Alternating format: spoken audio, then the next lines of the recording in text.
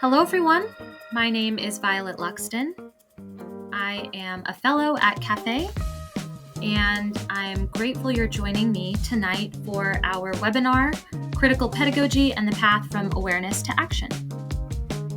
This is the first step in what I hope evolves into a community of practice for all of us, learning and experimenting together in how to work a critical, reflective process into your teaching.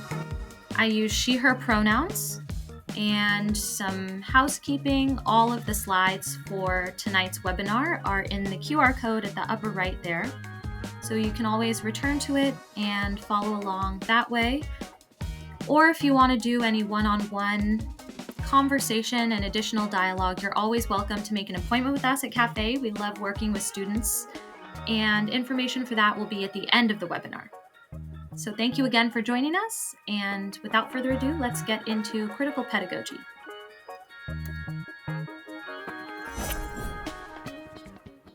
Okay, welcome.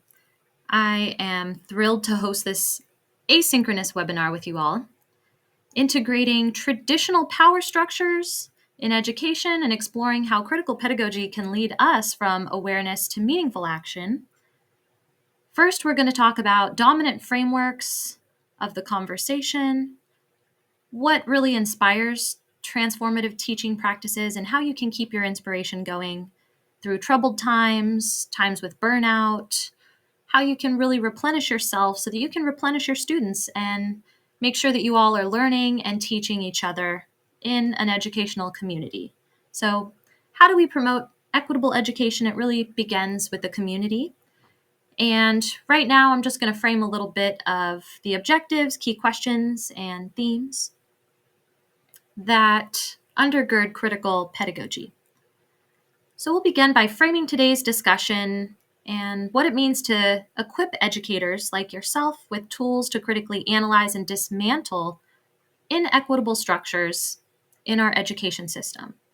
We've all seen them, we know they're there, and part of this webinar is just getting us to spot inequities in our own teaching, but also because we have biases, how to spot it around us, and then how to form a community of folks who it's a safe space and they can spot your biases together and you can learn from each other, because it takes many angles to understand a complex problem. So it really is a community-driven engagement, just as much as it is an individual one where you're reflecting on your own teaching style and yourself. Okay, so one of the key questions is, how do classroom dynamics reinforce societal hierarchies? Most folks are thinking of diversity, equity, and inclusion being in the classroom, but a large component of critical education is not only including folks in the process of knowledge production, but really helping them become critical of how knowledge is produced. So how can educators become catalysts for critical consciousness and social change? And that really starts with three interrelated themes of awareness, action, and transformation. And understanding the basics of critical pedagogy as a teaching philosophy that advocates for change to social inequalities through the process of teaching. And two foundational thinkers around critical pedagogy are Paulo Freire and bell hooks. As you can see, bell hooks' name is not capitalized, and that is a method of critical pedagogy. So one of the things that tends to happen when folks get in positions of authority, like professorships or positions within the administration, like president of a university or dean or any position with authority, is sometimes that authority carries a weight that even if your intentions are good, just having that title or being in a position of power and authority over a student, being able to grade them, whatever that position of authority may be, can carry with it an oppressive weight. And so little ways that we can help change that hierarchy. One is not capitalizing our name, or some teachers have a first name basis. There's no prescriptive way for how to dismantle hierarchies of oppression. Even though this webinar can be misleading. It's really something that is contextualized and dependent. So I encourage you to look in your own interactions with students and innovate and see how you can help dismantle those hierarchies. Maybe not capitalizing your name is for you, maybe it's not, but you can think of ways in a similar vein to Hooks of how to dismantle those hierarchies. And foundational thinkers like Freire and Hooks provide a framework for our discussion, but there's many different ways of practicing pedagogy that's critical, and these are just two thinkers to get you started on that journey, but by no means are exhaustive or representative in any way of critical pedagogy as a practice, because it is so varied and difficult to tie down to a definition. But these are places to start. So one text is Pedagogy of the Oppressed by Paulo Freire, and another one is Teaching to Transgress. And the reason I chose these two texts is because they're in dialogue with each other. So it shows how these ideas spread, and teachers like Freire and Hooks picked up these ideas and started practicing and experimenting. And so these are really great foundational texts to start thinking about critical pedagogy. And so since dialogue is a foundation of critical pedagogy, I thought learning how texts can dialogue, just like we're dialoguing together, texts can dialogue with each other, and that's an important component of the community of knowledge. All right, so let's dive deeper into defining critical consciousness, understanding that any definition is a moving horizon. Critical consciousness is always evolving and changing and needs to be contextually flexible to fit new environments. And so consider this definition an experiment, and I invite you to email me or keep the conversation going with your students on where these definitions might not fit and where they might fit. Before getting into some brief definitions, Freire in Pedagogy of the Oppressed on page 28 says that this pedagogy, speaking of pedagogy of the oppressed, ceases to belong to the oppressed and becomes a pedagogy of all people and the process of permanent liberation. And I thought that was an important quote for defining critical consciousness, because critical consciousness and a pedagogy of the oppressed begins with the oppressed, but in the end, it liberates all people. And so it's something that everybody can benefit from. It's not only for a certain group of people, and it's something that isn't limited to a certain place and time. Even though it's contextually dependent, it's something ongoing that needs to be recurrent and subject to continuous reflection in order to be critical. So it's not a one-time and then you're done, or a one-size-fits-all. It's something that is continuously evolving with us and our society. Okay, so in addition to Freire's comment, one way of thinking about critical consciousness is a deep awareness. And this awareness, again, is on the unevenness of societal situations, what you're pointing out that maybe every day you ignore, or you think that's just the way things are, or what can I really do about this? All those things you kind of shut off and just keep going, maybe compartmentalize. Those are the things that critical consciousness wants you to slow down and focus on. The things that might be uncomfortable, the things that might be implicating of oneself, those are the things that critical consciousness takes on as a problem. And that deep awareness is social, it's political, and it's something that might be in the public or the private realm, and might not typically be considered in the realm of education. And the development of critical consciousness, according to foundational thinkers like Paulo Freire and bell hooks, provides a framework for our discussion, particularly in regards to recognizing these societal injustices and actively addressing them. So that's the path from awareness to action, is how do we spot these injustices or unevenness, and how do we act?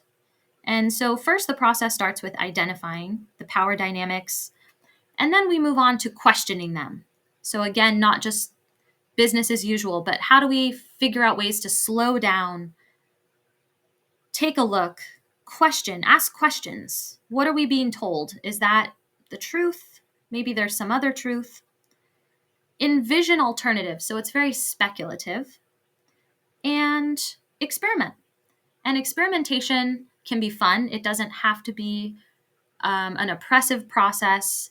It could be a process that you make your own. It could be taking time for yourself, taking time to self-care, giving your students time, and analyzing and understanding that when you're taken care of, when your needs are met, when you're slow and calm and able to listen to your own needs, you're modeling that healthy behavior for your students. And they're going to be better at listening to their own needs, listening to each other's needs, and it'll be a practice of listening and responding. And that quickened state of dialogue, or what Freire called dialogic learning, is what we want in the classroom, because that is where a lot of the magic happens and where students feel free and able to express themselves and experiment with their learning can often be some of the most exciting times in the classroom. All right, so there are many contemporary conversations happening right now that build on Freire and Hooks and contemporary scholars. In the resource guide, these are listed out along with their texts, but I will name them here. Goldie Muhammad wrote Cultivating Genius. Bettina Love, We Want to Do More Than Survive. Kevin Kumashiro, Against Common Sense.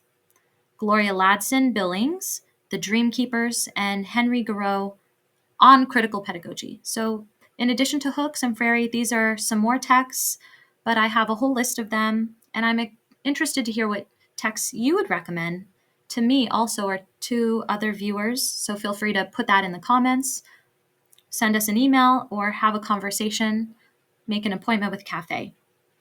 But building on their work of Hooks and Freire and other thinkers like Garreau, the importance is very much on literacy. So reading, not only reading texts, but reading one's environment, reading the world, historical literacy, and really questioning common sense norms are at the forefront of contemporary conversations at the moment. Okay, just a recap.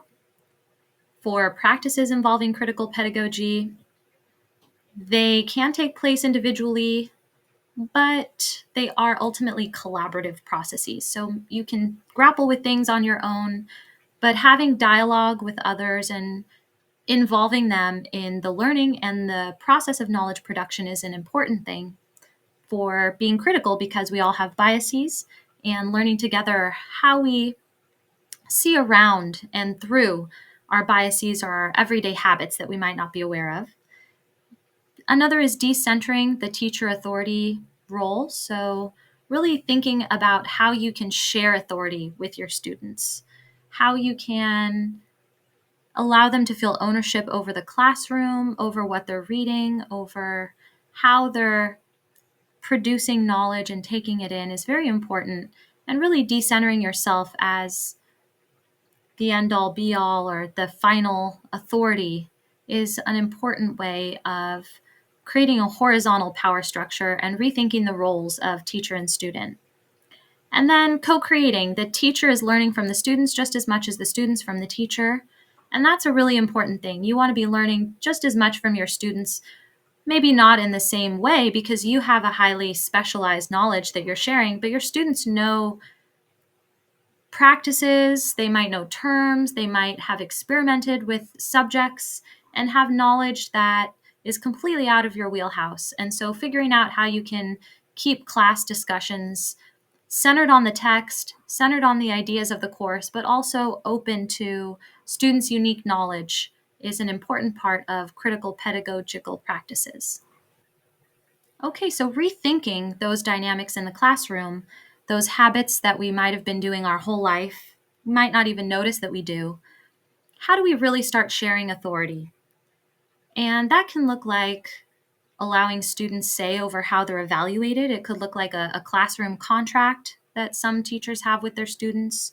It could look like giving your students time to present their knowledge in the second half of class so that they have professional development and feedback from their peers and professors as holders of knowledge and producers of knowledge. So, really giving your students time to be the sage on the stage, and also understanding that that is a limited form of teaching. So, having collaborative opportunities for your students as well, having time for your students to peer review each other's work, having students have Discord servers where a lot of the learning can take place without the institutional gaze. All of those are just examples and ways that you can center students, making sure that they can give presentations, that they could review each other's work, and empowering their voices are just some examples of how to rethink those traditional classroom dynamics that we've known for many years. And then we might run into power, we might run into policies, we might find where our praxis isn't working. And that's where it really takes resilience and modulating, adaptability, flexibility, because to foster critical pedagogy and to really transform requires a cycle of reflection and action, experimenting, seeing what works and doesn't, and then aligning your policies with the equity or inclusion principles that challenge those hierarchical power structures. Really takes that flexibility and time. So give yourself time. Always be knowledgeable about the policies that you might be up against and the rules that work for you or the ones that you want to try and maybe reformulate. And this isn't to say that everything new is something to take into the classroom. Teaching and learning has taken place for many, many, many years, and there's tried and true strategies. So if something works for you, I encourage you to keep that. This is only if something is not working or if you're noticing students have barriers to communication or expression. These might be ways that you can rethink that. And it's always good to be knowledgeable about the policies you're working with, where the power is, make a map of power of the institutional levels, the student levels, the professorial levels, experiences of staff, as well as students, as well as faculty, and the dynamics that create a knowledge community like a flourishing environment like CGU. It's important to understand all those dynamics so that you can understand how to change them. And what are some strategies for educators or for institutions? Dialogue, always important. Again, this isn't something that is a top-down experience, but something that really takes place from many angles, and we need to have many opportunities for that type of learning. It's important to incorporate intersectional perspectives or perspectives of folks who have unique understanding. Learning often takes place at the margins of what we think we know, and so it's important to just make room for what we don't know that we don't know. And the unknown can hurt you, and so it is important to make sure that you have plans and processes in place for what might be the unexpected, the variable, so that you can always adapt to that. And training is a very important way to do that. So it's important to educate yourself ahead of time, always be mindful, always be learning, always be making opportunities to listen. And that will help you when you're reevaluating policies and engaging communities that might be new to you or practices that you might not be familiar with. So that's very great for faculty because oftentimes they're the experts in the room, and it's nice to feel like you're a beginner all over again. And that's one of the ways you can keep knowledge fresh. You can keep your passion strong, is always being a beginner and realizing there's every opportunity to learn something new in every new day. Even though you know a ton, there might be something that you don't know about that you could bring into your classroom. So it's humbling for all of us as well. And thank you again for joining me. I just want to conclude with a call to action. Take these practices, experiment with them in your classrooms, in your own environments where learning is taking place. Dialogue with me. This doesn't have to be the end, but this could be the beginning of a community that we create. So if you want to start a critical pedagogy book club, or if you want to have a critical pedagogy symposium or a webinar, you want to dialogue with me and start a community, start a Discord server. All of those ideas are wonderful and I'm open to them. So I hope that this is just the beginning of how you begin working with critical pedagogy. Again, there is a resource guide, so that will be available along with this webinar, and the slides to the webinar available in that first slide. And so now we have a resource guide that you can add to, that you can look at, that you can learn from, and take these out into the world and experiment with them. Thank you so much again for joining us. And at Cafe, we do so much more than just webinars. We have a teaching certificate that helps you close the gap between your specialized knowledge of your field and how to teach that knowledge. It's very theoretical, but also practical with rubrics, evaluations, syllabi, teaching statements, diversity statements, everything you need to understand the practice and the philosophy of teaching. And we also have a professional certificate. So that vocational element, getting hired, understanding how to present yourself professionally as a teacher, a professor, a faculty member, that's the professional certificate. We help CGU faculty plan their courses, curriculum, understanding Canvas, accessibility issues in the classroom is a topic that I love to talk about. We also have resources. If you're looking to start teaching and you don't know where to begin, please start on our resource page because there's a lot of great content and material, including workbooks and resources, directories of local teaching institutions and universities, including a list of all the community colleges in the area.